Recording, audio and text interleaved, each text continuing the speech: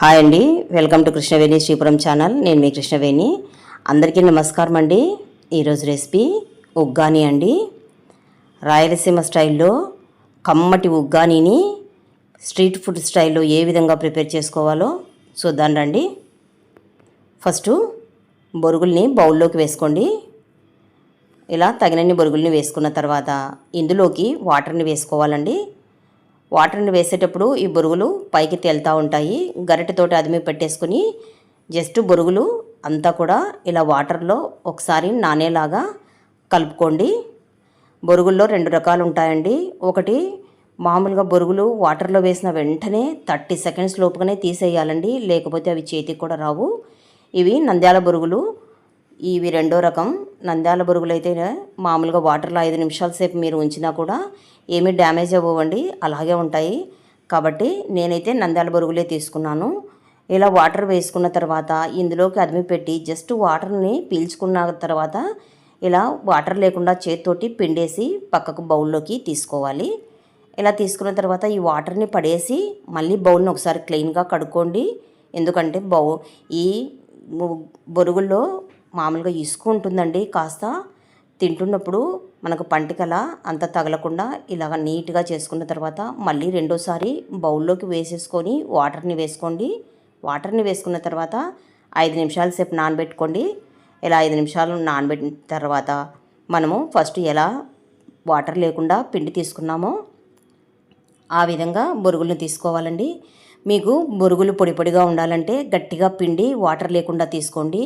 కానీ ఇంట్లో ఎవరైనా కాస్త పళ్ళు లేకుండా ఉండేటువంటి పెద్దవాళ్ళు ఉంటే కొంచెం వాటర్ తక్కువగా పిండి తీసుకోండి. అప్పుడు మీకు బొరుగులు చేసినప్పుడు బాగా మెత్తగా ఉంటాయండి. ఇలా అన్నీ వాటర్ లేకుండా పిండి తీసుకున్నాను నేనైతే. ఇప్పుడు ఈ ఉల్లిపాయ ముక్కలు పొడుగ్గా పలుచగా ఉండేలాగా కట్ చేసుకోండి. ఉగ్గానికి కొంచెం ఉల్లిపాయలు ఎక్కువగా ఉంటే టేస్ట్ ఉంటుందండి. ఇప్పుడు కడాయి పెట్టేసుకొని ఆయిల్ వేసి ఆయిల్ హీట్ అయిన తర్వాత పోపు గింజలన్నీ కూడా 1/4 టీ స్పూన్ చొప్పున పచ్చిశనగపప్పు, మినపప్పు, ఆవాలు, జీలకర్ర వేసేసుకుని ఈ పోపు కాస్త చిటపట్లాడాలండి. ఈ ఆవాలని చిటపట్లాడిన వెంటనే ఇందులోకి ఉల్లిపాయ ముక్కలు వేసేసుకోండి. మీరు పచ్చికారంతో చేసుకోవాలనుకుంటే ఉల్లిపాయలు వేసేటప్పుడే పచ్చిమిర్చిని కట్ చేసి వేసేసుకోండి. ఆ తర్వాత ఈ కరివేపాకును కూడా వేసుకొని ఉల్లిపాయలు లైట్ గోల్డెన్ బ్రౌన్ కలర్ వచ్చే వరకు వీటిని ఫ్రై చేసుకోవాలండి. ఇలా కలర్ రావాలి. ఇప్పుడు ఇందులోకి మనం ఉల్లిపాయలు ఎలా పొడుగ్గా కట్ చేసుకున్నామో టమాటా కూడా మీరు తీసుకున్న బొరుగుల క్వాంటిటీని బట్టి వేసుకోండి. నేను 1 టమాటా వేసానండి. ఎండుమిరపకాయలు మామూలుగా ఇష్టం ఉంటే వేసుకోండి, లేదంటే స్కిప్ చేసేసుకోండి. దీనికి పెద్దగా అవసరమైతే ఉండదు. ఇలా వేసుకున్న తర్వాత టేస్ట్కి సరిపడినంత సాల్ట్ వేసుకొని అంతొక్కసారి బాగా కలిపేసుకుని దీనిపైన లిడ్ వేసుకొని ఈ టమోటా ముక్కలు మెత్తబడాలండి. మధ్య మధ్యలో కలుపుకుంటూ ఒక 2 నిమిషాలు ఇలా కుక్ చేసుకున్నామంటే టమోటా ముక్కలు అంతా కూడా ఇలా మెత్తబడిపోతాయి. ఇప్పుడు ఇందులోకి 1/4 టీ స్పూన్ పసుపు వేసుకోండి. జస్ట్ ఒక్కసారి కలిపేసుకుని మనం నానబెట్టి పెట్టుకున్న ఈ బొరుగుల్ని వేసేసుకోవాలి. ఇలా వేసుకున్న తర్వాత ఇందులోకి నేను ఎండుకారంతో చేస్తున్నా కాబట్టి ఎండుకారం ఇప్పుడు వేసుకుంటే సరిపోతుందండి. ఈ కారం కూడా బొరుగులు అనేవి కారంగా చేసుకోకూడదండి, టేస్ట్ ఉండదు. కాబట్టి చూసి వేసుకోండి. నేను కేవలం 1/2 టేబుల్ స్పూన్ మాత్రమే ఈ ఎండుకారం వేశాను. ఎండుకారం వేశాక ఈ పోపు ఎండుకారం అంతా కూడా బొరుగులకు పట్టేలాగా బాగా కలుపుకోవాలి.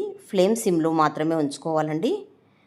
ఇలా అంతా కలిపేసుకున్న తర్వాత ఇప్పుడు దీనిపైన లిడ్ వేసుకొని సిమ్లో ఈ బొరుగులు వేడవటానికి 5-6 నిమిషాలు టైం పడుతుందండి. కాబట్టి ఒక 5 నిమిషాల సేపు మధ్య మధ్యలో కలుపుకుంటూ లిడ్ వేసుకొని పెట్టుకోవాలి. బొరుగులు ఇలా రెడీ అయిపోయాయండి. అంతే, 5 నిమిషాలు ఉంచితే చాలు. కమ్మటి రాయలసీమ స్పెషల్ ఉగ్గాని రెడీ అయిపోయింది కదండి. మేము బొరుగులు అంటాము, ఉగ్గాని అంటామండి. కొందరు ఒక్కొక్కరు ఒక్కో రకంగా పిలుస్తారు కదా. ఈ ఉగ్గానిని రాయలసీమ స్టైల్లో మీరు కూడా ఒక్కసారి ఈ పద్ధతిలో ట్రై చేయండి. చాలా చాలా కమ్మగా ఉంటాయండి.